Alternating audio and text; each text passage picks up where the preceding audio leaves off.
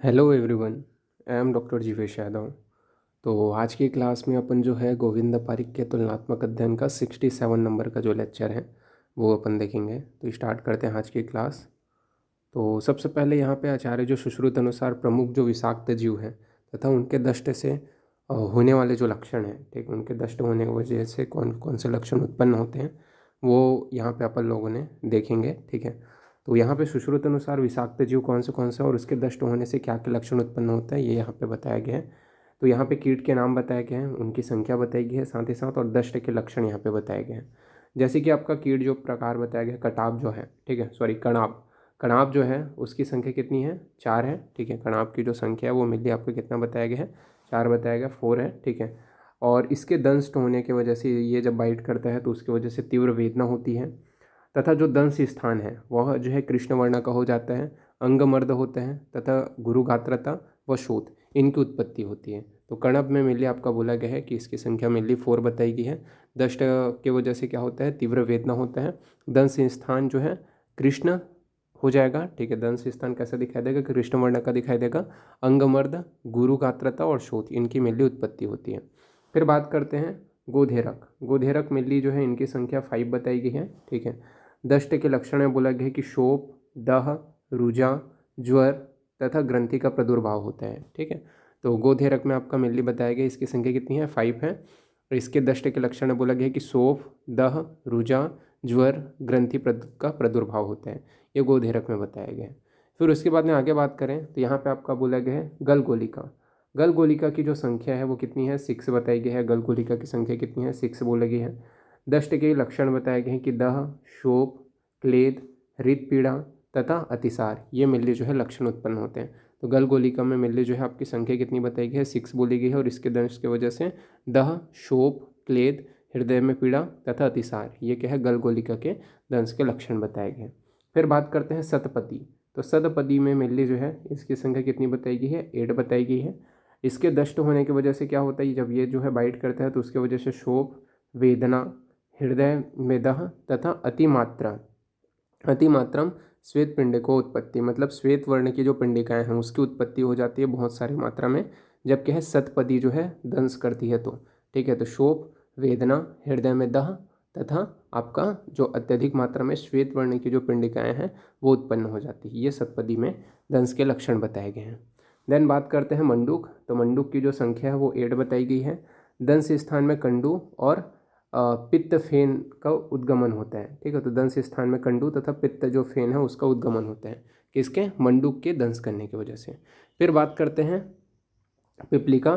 तो पिपलिका की जो संख्या है वो कितनी बताई गई है, तो पिपलिका की जो संख्या है वो 6 है। ठीक है, और इसके दष्ट होने की वजह से ये जब दंश करता है तो श्वथु, इसके अलावा अग्नि स्पर्श स्पर्श वदह, ठीक है, मतलब सॉरी, अग्नि स्पर्श वदह। ठीक है, तो मतलब ऐसा है कि स्पर्श जो होगा, ठीक है, अग्नि मतलब दह युक्त जो है, अगर स्पर्श करेंगे तो उसकी वजह से दह युक्त जो है पीड़ा होगी। ठीक है, तो ये मेनली आपका बोला गया है श्वेथु, अग्नि स्पर्श वदह, ये क्या है, पिपलिका के दंश के लक्षण है। फिर बात करते हैं माक्षिक। तो माक्षिक की संख्या कितनी बताई गई है, 6 बताई गई है। और इसके दंश करने की वजह से क्या होता है, तो कंडू, शोक, दह, रुजा, इसके अलावा स्याव जो पिंडिका है उसकी उत्पत्ति होती है। तो क्या क्या होता है, माक्षिक के दंश करने की वजह से मेनली इसकी पहली तो संख्या बताई गई है कि 6 है, और इसके दंश करने की वजह से कंडू, शोप, दह, रुजा, स्याव जो पिंडिकाएं हैं उसकी उत्पत्ति होती है।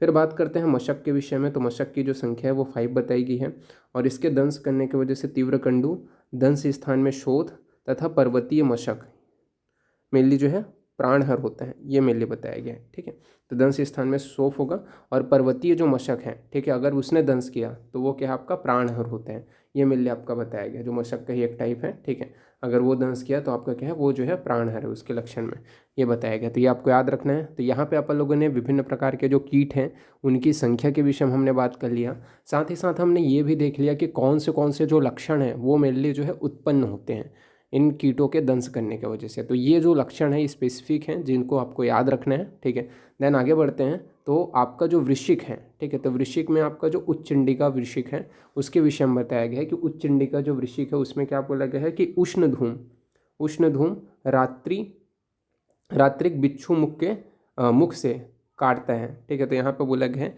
उष्ण धूम तथा रात्रिक बिच्छू मुख से काटते हैं, दूसरे साध्य बिच्छू में अधिक पीड़ाकारी होता है। मतलब जो उच्चंडिका नाम का जो वृश्चिक होता है, ठीक है, वो क्या है मेनली रात्रि में जो है ये वाला जो बिच्छू होता है वो मेनली काटता है, ये बोला गया है, ठीक है।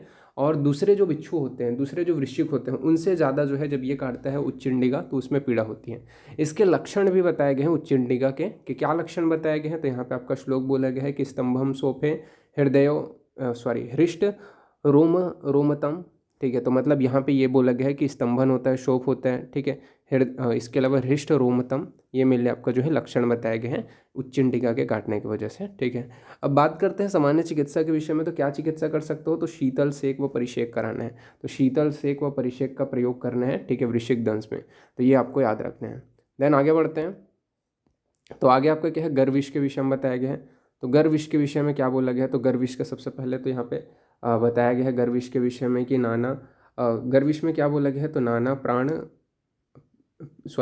प्राण्य गश्मल विरुद्धे औषधि भस्मानाम विषाणाम विषाणाम च अल्पवीर्याणाम योगो गर इति स्मृता। मतलब आपको पता है कि जब दो क्या है, ऐसा है कि नाना मतलब ये बोल सकते हैं विरुद्ध जो औषध है, ठीक है। मतलब जैसे कि ये बोल सकते हैं कि आपको पता है गर्विश जब दो समान मतलब दो ये बोल सकते हैं जिनका जो वीर्य है वो अलग है, ठीक है। जैसे कि एग्जाम्पल के लिए अपन बात कर सकते हैं, ठीक है, जैसे कि दूध हो गया और मत्स्य हो गया, ठीक है। दोनों ऐसे है कि दोनों को अगर अपन नॉर्मली अगर सेवन करते हैं तो वो क्या है विषकारक नहीं होते हैं, ठीक है। लेकिन जब दोनों को मिक्स करके जब सेवन किया जाता है तो वो क्या है गर्विश की तरह जो है मेनली प्रभाव करते हैं, मतलब स्लो पॉइजन की तरह काम करते हैं, ठीक है। तो उसे अपन क्या बोलते हैं, जिनका जो वीर्य है वो विरुद्ध होने की वजह से, ठीक है। नॉर्मल अवस्था में वैसे विषकारक प्रभाव नहीं होते, लेकिन वीर्य विरुद्ध होते हैं, इस वजह से जब उनको समान मात्रा में मिलाया जाता है तो वो क्या है विषाक्त प्रभाव उत्पन्न करते हैं, उसे को है क्या बोलते हैं, गर्विश कहते हैं। तो ये यहाँ पे बताया गया। अब गर्विश के लक्षण बताए गए हैं कि काला व्यक्ति स्वप्न में अपने को गोरा समझता है। जो काला व्यक्ति है वो स्वप्न में जो है, काला जो व्यक्ति है वो स्वप्न में अपने आप को गौर समझता है, और जो गोरा व्यक्ति है वो स्वप्न में अपने आप को काला समझता है। तो ये क्या है गर्विश के लक्षण बताए गए हैं आपके अष्टांग हृदय के अनुसार। फिर इसकी चिकित्सा के विषय में आचार्य चरक ने बोला है कि सूक्ष्म ताम्र रजत तस्मय सछौद्र हृद शोधनम शुद्धे रीते तत्षाणम हेमचूर्ण से दाप्येत। यानी कि जो ताम्र रजत चूर्ण है, ठीक है, ताम्र तथा रजत का जो चूर्ण है उससे वमन कराना है, ठीक है। ताम्र और रजत का चूर्ण देकर के सबसे पहले तो वमन कराएंगे, उसके पश्चात तदंतर 1 सांड की मात्रा में स्वर्ण का सेवन कराना है, ठीक है। ये मेनली बताया गया है किसके विषय में, गर्विश की चिकित्सा के विषय में, ठीक है। तो ताम्र रजत के चूर्ण से पहले वमन कराएंगे, उसके पश्चात 1 सांड की मात्रा में स्वर्ण का सेवन कराना है। तो ये मेनली यहाँ पे बताया गया है। फिर स्वर्ण सेवन किए व्यक्ति पर विष का प्रभाव उसी तरह नहीं होता है जैसे कमल की पत्तियों पर जल का नहीं होता है, ठीक है। मतलब जो जल है वो कमल की पत्तियों में जिस प्रकार से नहीं रुकती हैं, उसी प्रकार स्वर्ण जो सेवन किया हो जो व्यक्ति होता है उसके ऊपर जो है जो विष है, ठीक है, गर्विष है, उसका प्रभाव नहीं होता है। ये आचार्य चरक ने बोला है, ठीक है। फिर आगे बढ़ते हैं।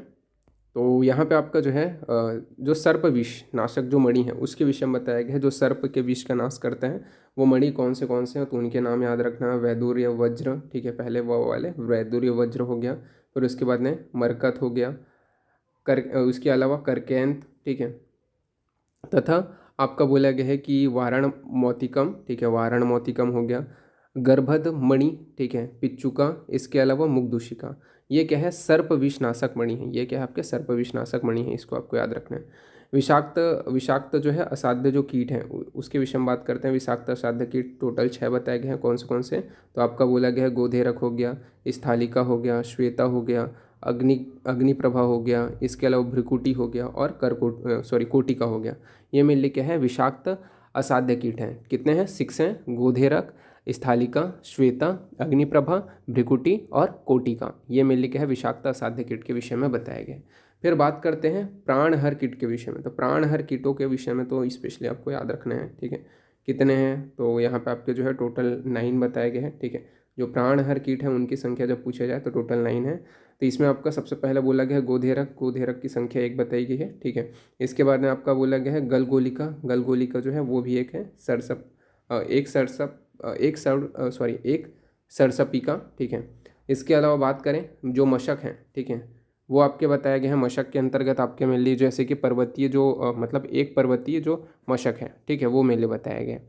फिर माक्षिक के विषय में बात करें तो माक्षिक की संख्या 2 है, कौन से कसाई और स्थालिक, ठीक है। फिर उसके बाद में बात करते हैं शतपदी, तो शतपदी भी 2 हैं, कौन से तो एक आपका श्वेता है, ठीक है, और दूसरा अग्निप्रभा। फिर उसके बाद में बात करते हैं मंडूक, तो मंडूक कितने हैं, 2 हैं, भ्रिकुटी और कोटिका, तो ये आपको याद रखना है। गोधेरक 1 है, ठीक है। गलगोलिका 1 सरसपिका, इसके अलावा जो आपका मशक है वो एक पर्वतीय मशक। इसके अलावा आपका माक्षिक 2 हैं, कौन से, तो आपका एक कसाइक और स्थालिका। शतपादी कितने हैं, तो श्वेता, अग्निप्रभी 2 हैं, इसके अलावा अग्निप्रभा हो गया। फिर मंडूक में आपका भ्रिकुटी और कोटिका, ये आपको याद रखना है। तो ये क्या है, प्राणहर कीट है, प्राणहर कीट की संख्या पूछा जाए तो ये आपको याद रखना है कि 9 है। फिर बात करते हैं वृश्चिक विष के लक्षण के विषय में, तो वृश्चिक विष के क्या लक्षण बताए गए, तो वृश्चिक विष के लक्षण के विषय में बात करें तो सुश्रुत अनुसार अधिमंत के दोष अनुसार जो लक्षण है वो यहाँ पे बताए गए हैं, ठीक है। तो यहाँ पे आपका जो है बात करें तो सबसे पहले आपके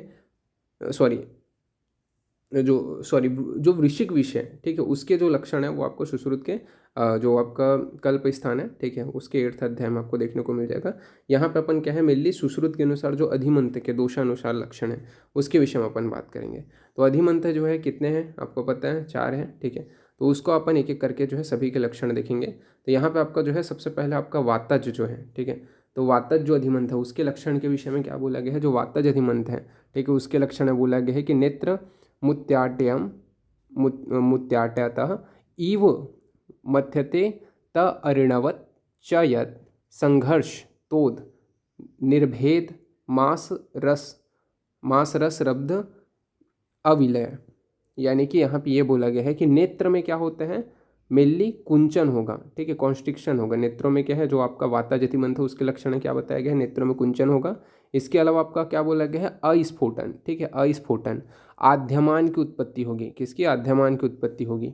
वेपथु, ठीक है, वेपथु का होना, तथा आपका बोला गया है सिर के अर्धभागस्य वेदना, ठीक है, सिर के अर्ध भाग में क्या है, वेदना का होना।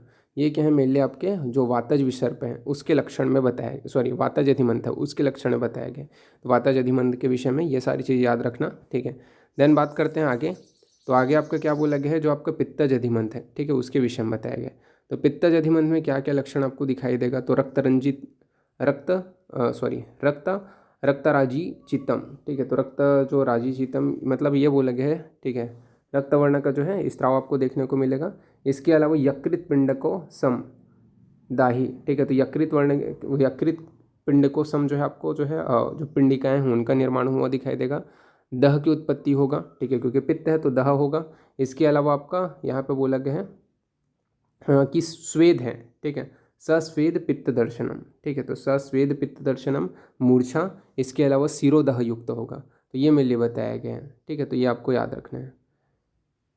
इसके अलावा जो कफज जो आपका अधिमंथ है, तो कफज जो अधिमंथ है उसमें स्त्राव होगा, कंडू होगा, ठीक है। इसके अलावा रूप पश्यति दुखेन, ठीक है, ये मेरे लिए बताया गया है, रूपम पश्यति दुखेन। तथा पाशुपूर्ण मीव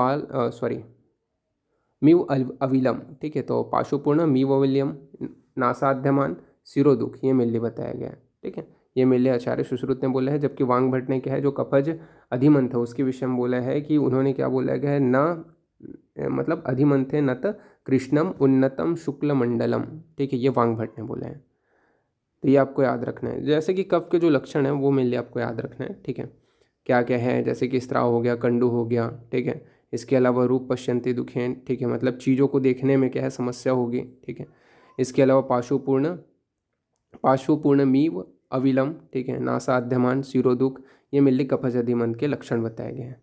फिर आगे बढ़ते हैं, तो आगे आपका क्या बोला गया है, जो रक्तज अधिमंथ है, ठीक है, उसके लक्षणों के विषय में यहाँ पे बताया गया है। तो रक्तज अधिमंथ के क्या लक्षण बोले गए हैं, तो जो रक्तज अधिमंथ है उसमें बोला गया है बंधु जीव प्रतीकाशम, ठीक है, बंधु जीव प्रतीकाशम ताम्यति स्पर्श न अक्षमम, ठीक है, तो यानी कि जब आँखों को स्पर्श नहीं कर पाते, असह मतलब टेंडरनेस आपको फील होगा, ठीक है, वहाँ पे, ठीक है, अस्पर्श सहस्वता ऐसा बोल सकते हैं, ठीक है, स्पर्श नाशम, ठीक है। इसके अलावा जो है बंधु जीव प्रतीकाशम, ठीक है, ये मेरे लिए बताया गया है।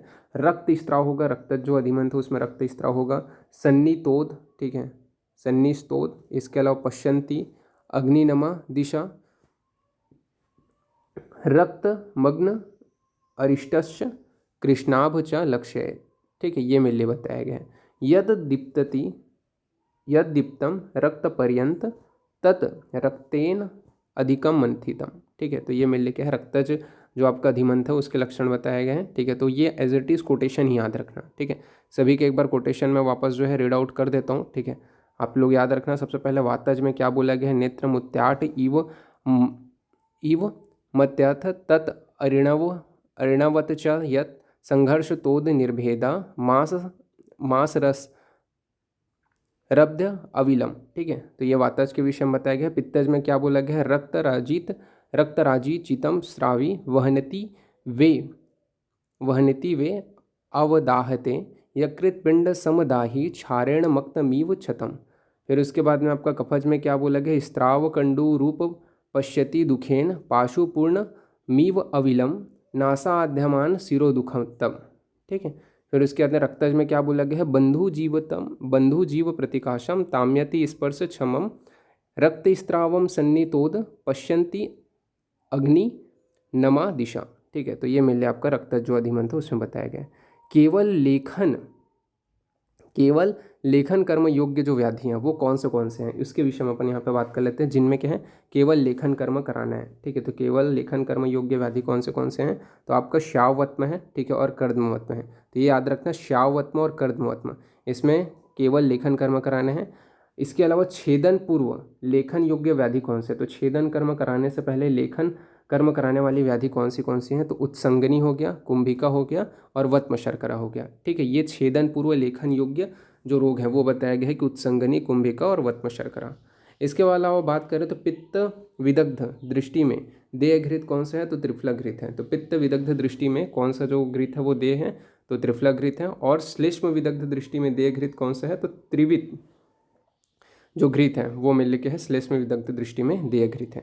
तो ये आपको याद रहना चाहिए। ठीक है, ये इंपॉर्टेंट भी है। और इस नोट्स का जो पासवर्ड है वो यहाँ पे अपन बात करेंगे। तो लेखन जो कर्म है उसमें श्यावत्म और कर्दमवत्म, ठीक है, इनमें केवल लेखन कर्म कराना है। ठीक है, तो ये मेरे लिए आपका जो है पासवर्ड रहेगा। ठीक है, ये शॉर्ट अपन इस नोट्स का पासवर्ड रखेंगे। ठीक है, LS के। तो यहाँ पे ये वाला जो लेक्चर है वो फिनिश होता है। ठीक है, अधिमंथ के विषय में थोड़ा सा और डिटेलिंग, थोड़ा सा मतलब इसको और पढ़ लेना। ठीक है, वैसे मैं जब शुश्रूष संहिता जब अपन देखेंगे तो उस समय मैं इसको और डिटेलिंग से बताऊंगा ही, बट अभी फिलहाल के लिए मैंने बस ऐसी श्लोकास को बस बताया रीड आउट करके। ठीक है, बाकी इसको पूरी चिकित्सा वगैरह को अपने को अच्छे से याद रखना है इसका। ठीक है, तो आज की क्लास के लिए इतना ही। नेक्स्ट क्लास में जो है हम इसके आगे देखेंगे। ओके, ठीक है, तो फिर थैंक यू क्लास।